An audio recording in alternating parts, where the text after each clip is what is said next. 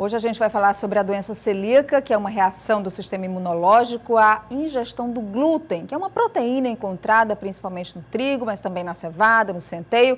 Vamos entender melhor na reportagem de Marcelo Fontinelli. A dona Rosário tinha uma rotina normal como a de qualquer outra pessoa. Mas quando ela descobriu que sofria de doença celíaca, muita coisa mudou, principalmente na alimentação, que é essencial para o tratamento. Hoje eu me sinto mais confortável, eu me sinto outra. Tenho mais coragem, assim, de agir, né? E saber que eu vou descobrir a solução. A doença celíaca é provocada pela intolerância ao glúten, proteína encontrada no trigo, na aveia, em bolos, pães, biscoitos e outros alimentos. A nutricionista Maiana Bastos explica que a doença faz com que o organismo tenha dificuldade de absorver os nutrientes e os sintomas maltratam a pessoa. A pessoa vai começar a ter má digestão, flatulências, às vezes diarreia, vômito, náuseas, manchas no corpo, algumas feridas no corpo.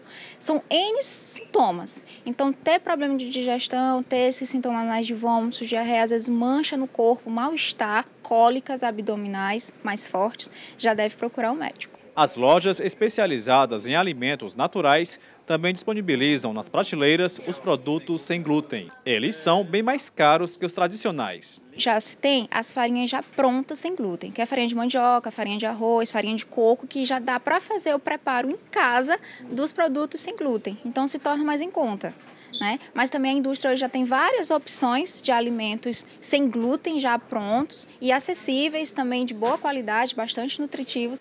A pessoa com doença celíaca necessita realizar exames laboratoriais com frequência. Aqui no Brasil, a cada ano, são diagnosticadas 150 mil pessoas com a doença celíaca. O problema não tem cura, mas o tratamento pode oferecer mais qualidade de vida para os pacientes. Por isso, além do médico, é importante ter o acompanhamento nutricional. Seguindo as recomendações destes profissionais, a pessoa pode conviver com a doença sem apresentar complicações. Depois, com a retirada total do glúten, dá para você ter uma vida normal, tranquila e seguir em frente de maneira saudável, lógico. Para não ficar como a dona Rosário, você viu as pernas, esse edema nas pernas é também uma característica da doença. Nós vamos conversar com a médica gastroenterologista, a doutora Joselda Duarte, que está aqui com a gente. Doutora, bom dia, tudo bem? Bom dia, tudo bem. Essa intolerância a vários alimentos, especialmente ao glúten, que provoca a doença celíaca, ela é mais comum, é mais predominante nas mulheres que nos homens? Tem uma faixa etária específica para ela aparecer? Pode aparecer em qualquer fase da vida? Muito bem. Ela pode aparecer em qualquer fase da vida e, na verdade, a doença celíaca, ela é uma doença mais de caucasianos, de europeus. Então, descendentes europeus, inclusive. Pessoas brancas? Pessoas brancas, em torno de 1%, de 0,8% a 1% da população. Mas, pelo fato do intestino delgado da gente ser muito longo, então ela pode se manifestar numa fase mais tardia, 60 anos, 70 anos. Existe aquela forma mais severa que acontece nas crianças pequenas, mas a pessoa vai se sensibilizando ao longo da vida, vai havendo esse processo inflamatório na mucosa intestinal e aí o quadro clínico, ou seja, os sintomas de diarreia, de dor abdominal e até chegar ao ponto da dona Rosário, pode evoluir por anos, Agora, 10, 15 o anos. diagnóstico ele é difícil de ser fechado, doutora? Bom, é importante, a primeira coisa, que se suspeite. Às vezes a doença celíaca ela tem sintomas muito inespecíficos, uma dor abdominal, uma flatulência, uma diarreia. Então o paciente que tem isso de maneira muito frequente, muito recorrente e relacionada à ingestão alimentar, ou seja, pós-alimentação, ele precisa estar atento para ver quais são os alimentos que estão provocando Aí é um trabalho sintomas. de observação diário, né? Isso, exatamente. E buscar uma ajuda médica. E aí o médico fazendo essa avaliação, fazendo o que a gente chama de anamnese, questionando o paciente os sintomas, vai fazer a investigação. A retirada do glúten já resolve o problema, já ameniza os sintomas? O tratamento basicamente é a retirada do glúten. E essa retirada ela tem que ser completa.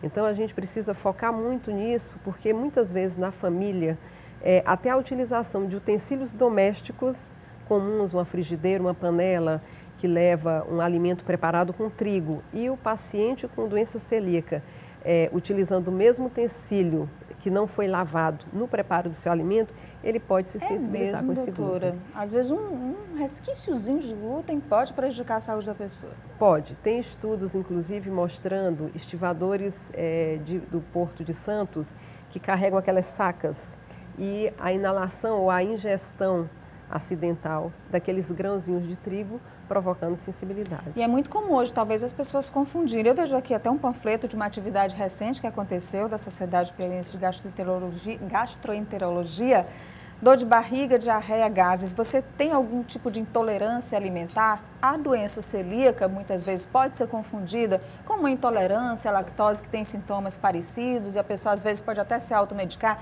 tira a lactose, agora está numa onda, né, de tirar a lactose, de tirar glúten, enfim, isso pode ser confundido? Pode, e existe associação também. A principal intolerância alimentar que existe é a intolerância à lactose. E como a lactase, que é essa substânciazinha que é produzida na banda do intestino da gente, que absorve os alimentos, ela pode estar comprometida em qualquer doença, inclusive na doença celíaca. Então, muitas vezes, essa intolerância à lactose é uma intolerância secundária, porque existe uma doença de base no intestino delgado. Bom, e tudo isso, essas doenças, as novidades, vão ser discutidas aqui em Teresina essa semana que começa o Congresso Norte e Nordeste de Gastroenterologia, doutora Joselda. Fala pra gente sobre essas novidades. Esse Norte e Nordeste de Gastroenterologia é o segundo maior evento da gastroenterologia no país. Então, nós vamos ter aqui grandes nomes da gastroenterologia, os maiores nomes da gastroenterologia do país, com renome a nível nacional e internacional. E vamos estar discutindo não só intolerância alimentar, doença celíaca, mas outras patologias também. E, paralelamente ao evento, nós vamos estar já estamos fazendo mutirões de colonoscopia. Dr. Carlos Dimas, chefe da endoscopia do HGV, tem feito durante todos os finais de semana precedendo o evento e durante o evento, mutirão de colonoscopia para rastreio do câncer de cólon do intestino grosso. E é um exame que, a partir dos 50 anos, é praticamente obrigatório para diagnosticar precocemente o câncer de intestino. Eu queria agradecer a doutora Joselda.